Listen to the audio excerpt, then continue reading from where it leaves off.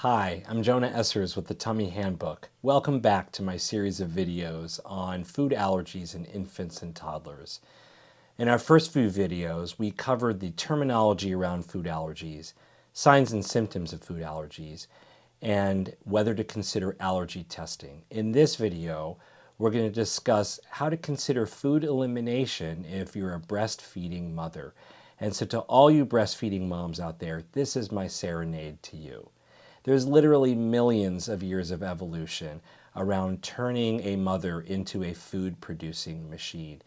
Moms often feel that there's this sense of duty or obligation, that they were literally put on earth for the task of feeding their kid. And when they produce breast milk that could be hurting their child, it's deeply emotional. So I'd like to give you a strategy for how to consider removing foods from your diet if you're wondering whether the breast milk is causing allergic reactions. First, you have to understand the journey from when you take a bite of food to when your baby has an allergic reaction. First, you have to eat a food protein. It then has to get absorbed into your gut, go into your bloodstream, and then get packaged into your breast milk through your mammary glands. From there, the baby has to drink the milk. The food protein then can interact with the baby's immune system and cause a reaction. That's a really long journey. And now that you understand that, you can understand the concepts around how to do food elimination. First, it takes time. It might be days or weeks from when you eliminate a food before you notice a potential improvement in your baby. So you have to commit to the time. Next, you should really only consider removing one, maybe two foods at a time to see what happens. Because if it's going to take a while to see an improvement, you really don't want to eliminate more foods because it's going to be really hard to figure out which food is doing it. So if you want to know what foods could be causing the reaction, commit to only one or two foods at a time. Next, be strict with the elimination. You definitely want to remove all the protein that you possibly can from the diet. That way, if there isn't an improvement, you can feel confident it's not the food. And if there is an improvement, you can say, well, gee, it's probably coming from that particular food. And then lastly, don't eliminate foods for soft signs of allergy. So think gassiness, fussiness, trouble sleeping, mild spit-ups. These are not good signs of food allergy, and you should not really consider eliminating foods for those. Next, I'd like to think about what foods you should consider eliminating. And I always like to start with potentially the top 8 allergens, and that would be cow milk protein, soy, peanuts, tree nuts, egg, wheat, fish, and shellfish. And of those top 8, by far, cow milk protein is the #1 food that causes allergic reactions in infants and toddlers. You might see cow milk protein in the form of standard dairy that you know, like milk or yogurt or cheese, but it also comes in the ingredients like whey and casein, which are actual proteins from cow milk.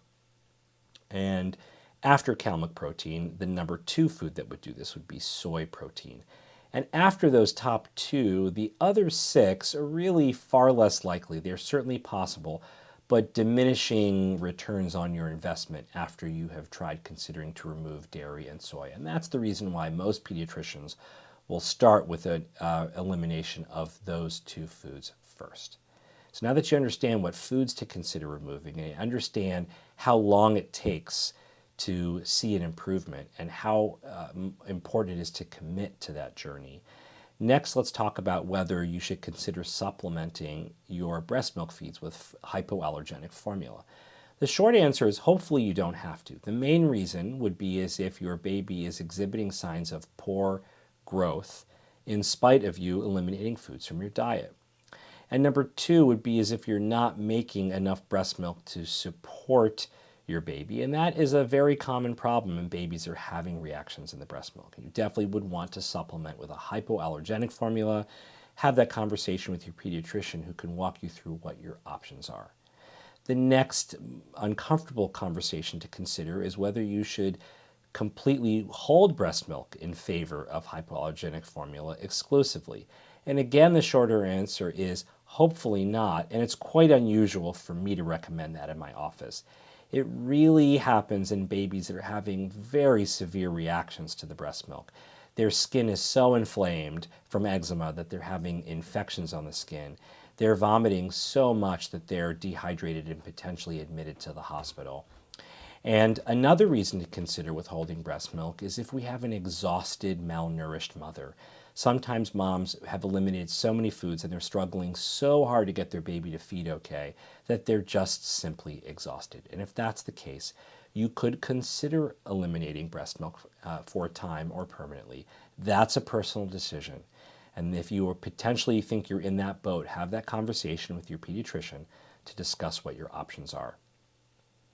So there are two topics of conversation that we're going to defer to other videos. One is going to be when to introduce solids to a breastfed baby that could be allergic, and then when to reintroduce foods back into a mom's diet when they've eliminated those foods. We're going to discuss that in separate videos in the very near future.